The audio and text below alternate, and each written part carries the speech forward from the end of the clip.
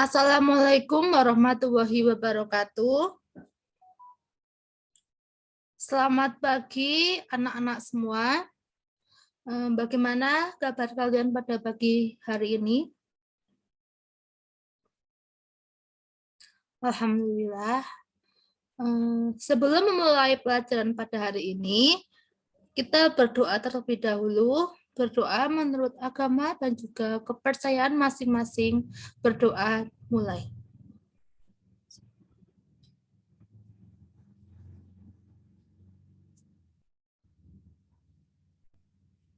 Berdoa selesai. Pada minggu kemarin kita sudah membahas tentang teks pidato. Ya, untuk minggu kali ini, minggu ini kita akan membahas tentang debat. Saya izin share screen terlebih dahulu.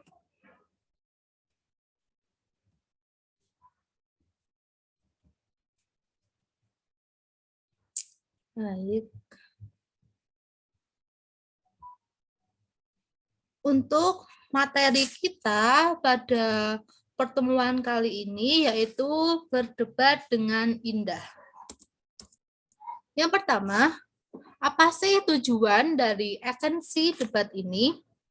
Tujuan dari esensi debat ini yaitu untuk mempertemukan dua pendapat yang berbeda untuk mengujinya berdasarkan bukti dan fakta-fakta yang ada dari masing-masing gagasan. Yang selanjutnya yaitu ada pengertian dari debat. Secara umum, debat dapat dipahami sebagai strategi dalam adu pendapat atau argumen dengan tujuan pendapat kita bisa mematahkan pendapat lawan, begitu pula sebaliknya, pendapat kita tidak bisa dipatahkan oleh lawan. Menurut Kamus Besar Bahasa Indonesia, debat adalah pertukaran dan juga pembahasan pendapat terkait suatu hal dengan saling menyampaikan argumentasi atau alasan dengan tujuan mempertahankan pendapat bahkan memenangkan pendapat. Jadi, debat itu merupakan pertukaran dan pembahasan usulan atau pendapat dengan tujuan untuk mempertahankan argumentasi kita. Oleh karena itu, teks debat bisa juga diartikan sebagai teks yang berisi pernyataan dan juga argumentasi dari pihak-pihak yang berdebat tentang permasalahan tertentu dengan tujuan mendiskusikan, memutuskan, dan juga mengkaji perbedaan.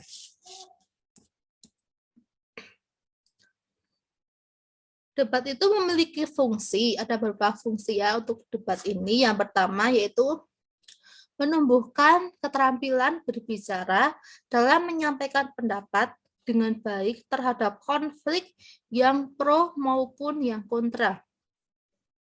Yang kedua, membangun daya analitis terkait dengan keahlian untuk menyimak dan juga memahami lawan debat. Yang ketiga, menumbuhkan kemampuan dalam menyampaikan argumentasi, menyampaikan pendapat secara logis dengan bahasa dan juga gestur sikap yang santun. Yang keempat, merangsang keterampilan dalam berpikir kritis. Yang kelima, merangsang penelitian terkait isu-isu atau topik kontroversial. Yang selanjutnya, memahami dan mencari tahu sisi positif dan juga negatif terhadap isu tertentu. Yang selanjutnya ada belajar berpikir analitis dan juga sistematif. Belajar mengungkapkan hasil pemikiran pada orang lain, meningkatkan rasa percaya diri, meningkatkan keterampilan dalam melihat sesuatu dari perspektif yang lain, dari pandangan yang lain, dari pandangan orang lain, menumbuhkan keterampilan menilai dan juga mengklarifikasi pendapat orang lain. Yang terakhir, melatih berbicara secara runtut dan juga lancar. Yang selanjutnya yaitu ada tujuan dari debat. Sebelumnya, apakah ada pertanyaan? Jika tidak ada, saya lanjut. Tujuan debat yaitu satu, membangun sebuah kasus yang disertai dengan argumen sebagai pendukung. Yang kedua, memahami kasus yang tengah terjadi di dalam masyarakat. Yang ketiga, melatih menemukan argumentasi berdasarkan data yang kuat dan juga akurat. Jadi dalam debat ini kita harus banyak membaca literasi ya, diperbanyak literasi. Yang keempat, mempengaruhi sikap dan pendapat orang lain agar mereka sepakat dan setuju dengan argumen yang diusulkan. Yang kelima, sebagai cara untuk meningkatkan, dan juga mengembangkan komunikasi verbal. Yang terakhir, ada berusaha meyakinkan orang lain bahwa argumen yang dimiliki merupakan argumen yang paling tepat untuk disepakati dan disetujui.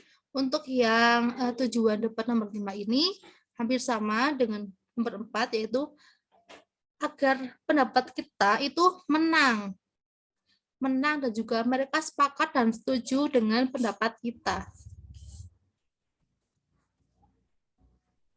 Yang selanjutnya ada ciri-ciri dari debat. Yang pertama, terjadi adu pendapat dan juga argumen untuk mempertahankan argumen dan mendapatkan kemenangan. Jadi ya itu, kita kembali ke pengertian debat tadi untuk mempertahankan argumen kita supaya menang dan juga mematahkan argumen lawan. Yang kedua, terjadi sesi tanya jawab yang bersifat menjatuhkan atau mematahkan argumen lawan. Yang ketiga, setiap debat mengutamakan antara pihak pro dan juga pihak kontra. Yang keempat, satu sama lain saling mempertahankan pendapat dan argumennya masing-masing. Kalau dalam bahasa Jawa mungkin bisa disebut eyel-eyelan gitu ya, kalau debat ini. Yang kelima, cara menentukan pemenang dapat dilakukan berdasarkan keputusan seorang juri atau bisa juga dengan voting dari tim juri. Yang selanjutnya ada, setiap terjadi perdebatan, diperlukan pihak penengah atau biasa disebut moderator. Moderator memiliki peran untuk memimpin jalannya debat. Jadi nantinya moderator itu yang akan mengatur jalannya debat itu.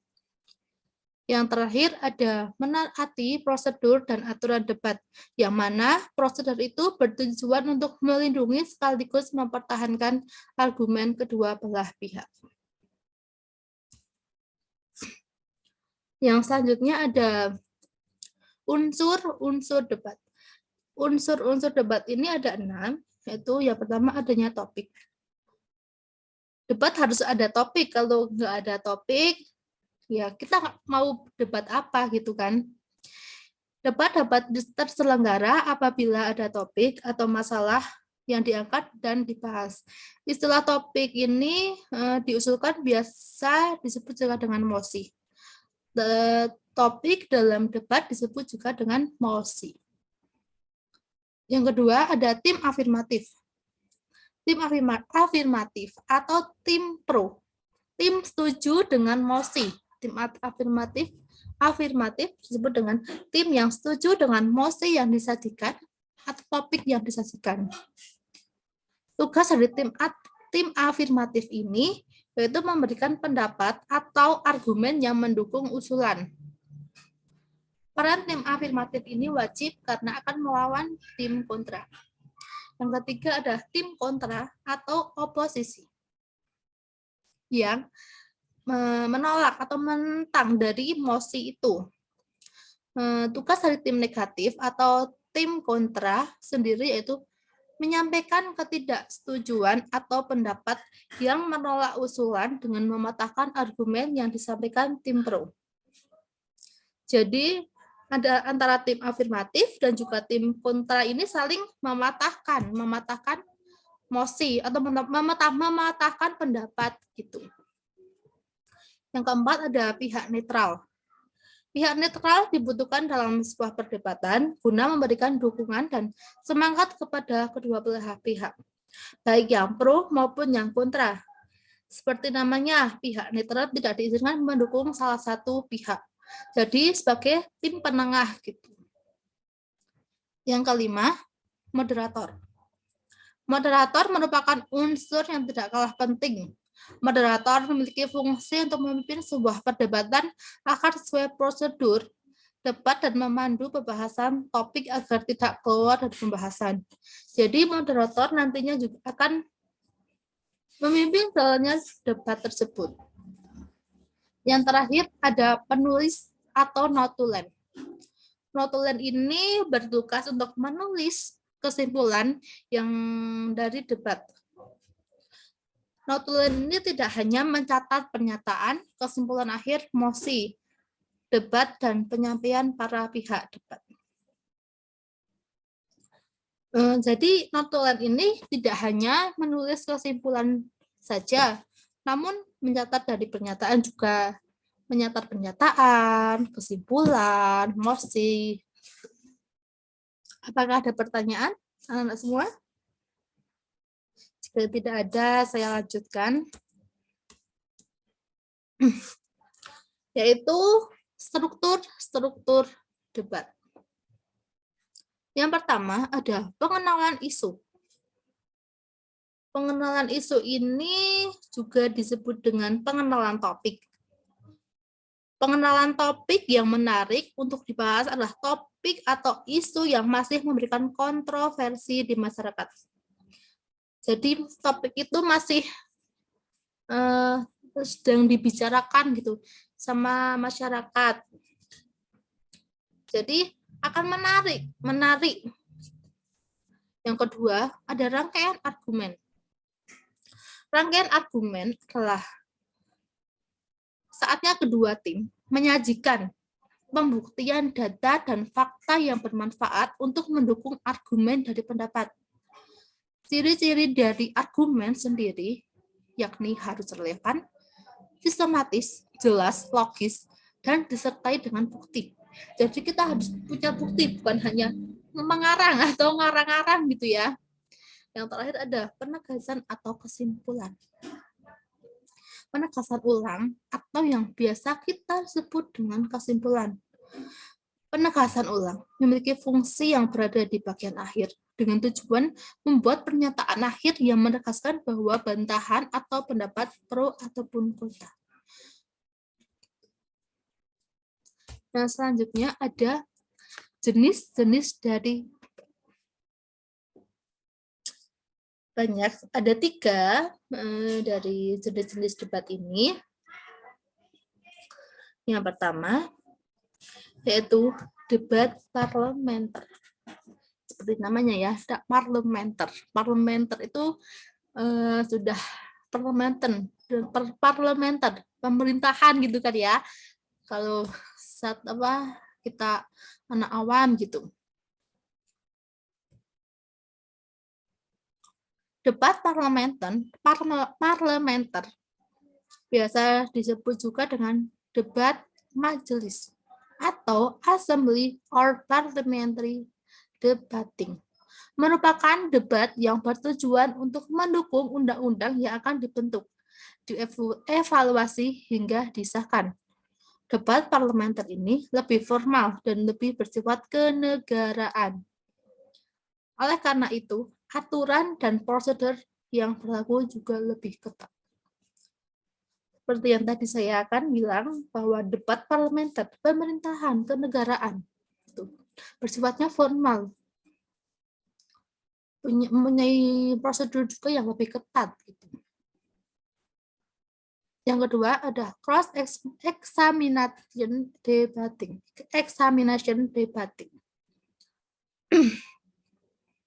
Debat ini biasa disebut juga dengan debat untuk pemeriksaan ulang. Debat ini bertujuan untuk menemukan kebenaran dalam pemeriksaan yang pernah dilakukan dahulu. Biasanya, debat ini disertai dengan banyak pertanyaan yang saling berhubungan satu dengan yang lain. Pertanyaan yang disampaikan tidak lain dan tidak bukan untuk memperkuat si penanya. Yang terakhir ada formal konvensional atau educational debating, debat pendidikan. Debat yang ini termasuk debat formal konvensional atau debat pendidikan. Debat pendidikan ini bersifat mengarah pada hal baik untuk kedua belah pihak. Secara pelaksanaannya, sifat debat jenis ini adalah kompetitif karena bertujuan untuk membangun mentalitas dalam menyampaikan pendapat dan pada akhirnya ingin mengembangkan keterampilan di antara peserta debat. Walaupun disebut debat konvensional, debat pendidikan ini memiliki proses yang tetap memenuhi unsur-unsur debat. Tetap harus ada unsur-unsur debatnya. Untuk yang selanjutnya ada langkah-langkah pelaksanaan debat. Yang pertama ada mengembangkan pernyataan atau topik yang diangkat. Yang pertama kita harus menentukan topik apa yang akan kita angkat terlebih dahulu. Yang kedua, membentuk 3 kelompok yang terdiri dari kelompok yang pro atau afirmatif, kelompok kontra atau oposisi dan juga kelompok netral. Yang ketiga, setiap kelompok terdiri dari ketua dan juga wakil sebagai juru bicara saat debat berlangsung. Jadi, misal kelompok yang pro itu harus ada ketua dan juga wakil sebagai juru bicara yang mewakili bicara itu. Nah, selanjutnya duduk saling berhadapan dengan juru bicara kelompok lawan. Yang selanjutnya satu kelompok bisa terdiri lebih dari 2 orang. Masing-masing kelompok mengungkapkan asumsi atau argumen masing-masing sebelum perdebatan dimulai. Saat debat berlangsung, peserta lain dapat mencatat isi argumen, pernyataan, atau calon sanggahan. Jadi kita harus memikirkan pernyataan atau sanggahan apa yang ingin kita utarakan. Yang terakhir, di akhir debat tidak wajib menentukan pemenang. Notulen cukup menyampaikan hasil beserta kesimpulan dari debat.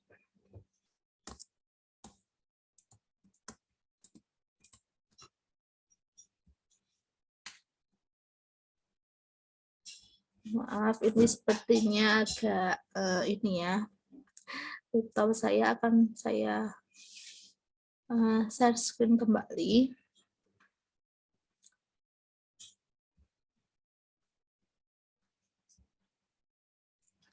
Yang selanjutnya setelah langkah-langkah ada tata cara dari debat.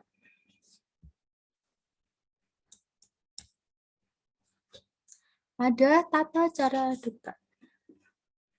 Yang pertama, mengemukakan pernyataan, mengutarakan pernyataan ataupun tantangan dilakukan secara profesional.